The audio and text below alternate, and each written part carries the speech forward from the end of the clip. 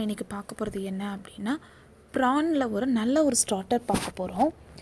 இது பெரியவங்க எல்லாருமே சாப்பிட்லாம், ஏன்னா நம்ம ரொம்ப ஆயில் யூஸ் பண்ண போகிறது கிடையாது. வாங்க இதை எப்படி பண்ணலாம் அப்படின்னு பார்க்கலாம். இப்போ நான் கொஞ்சம் ப்ரான் எடுத்து நல்லா க்ளீன் பண்ணி வச்சுருக்கேன்.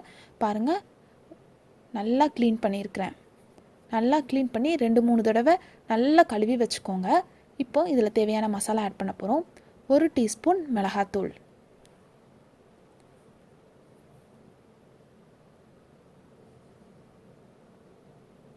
1.5 டீஸ்பூன் தனியாத்தூள். நான் யூஸ் பண்ணுறது ரொம்ப சின்ன ஸ்பூன்.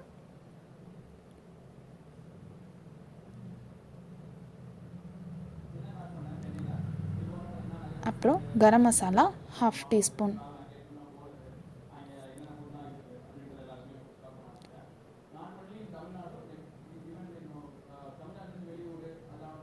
மஞ்சத்தூள் 1/2 டீஸ்பூன்.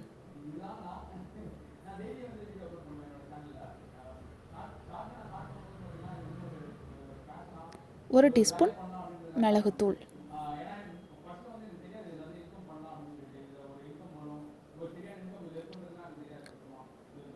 அப்புறம் 1/2 டீஸ்பூன் இஞ்சி பூண்டு பேஸ்ட்டு.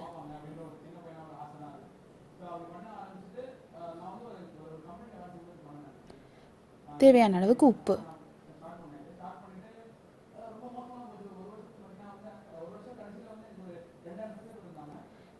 அரை எலுமிச்சம்பழத்தை எடுத்து பிழிஞ்சு விட்டுரும்.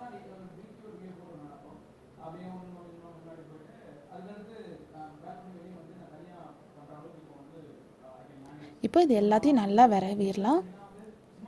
எல்லா மசாலாவும் சேர்த்து நல்லா விரவுங்க.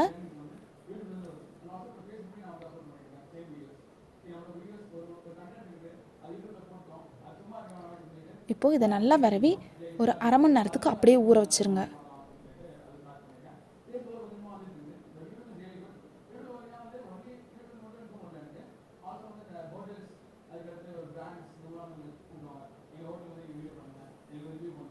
இப்போ அரை மணி நேரம் நம்ம ஊற வச்சு அதை எடுத்துக்கிறோம்.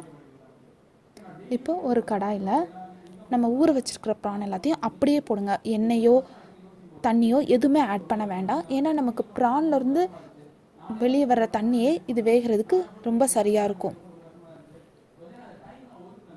இங்கே பாருங்கள், ப்ரான்லேருந்து எப்படி தண்ணி வெளியே வந்திருக்குன்னு.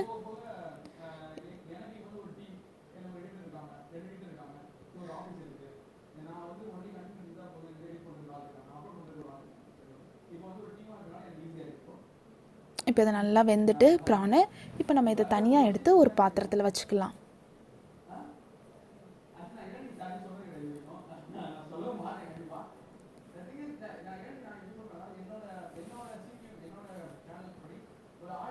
இப்போ அதே கடாயில் ஒரு 3 டீஸ்பூன் ஆயில் சேர்த்துக்கோங்க.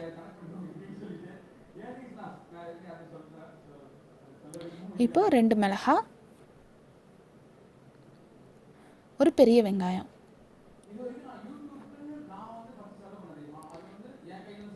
இப்போ இது எல்லாத்தையும் நல்லா வதக்கி விட்ருங்க. இப்போ கொஞ்சமாக நம்ம கருவேப்பிலை சேர்த்துக்கிறோம்.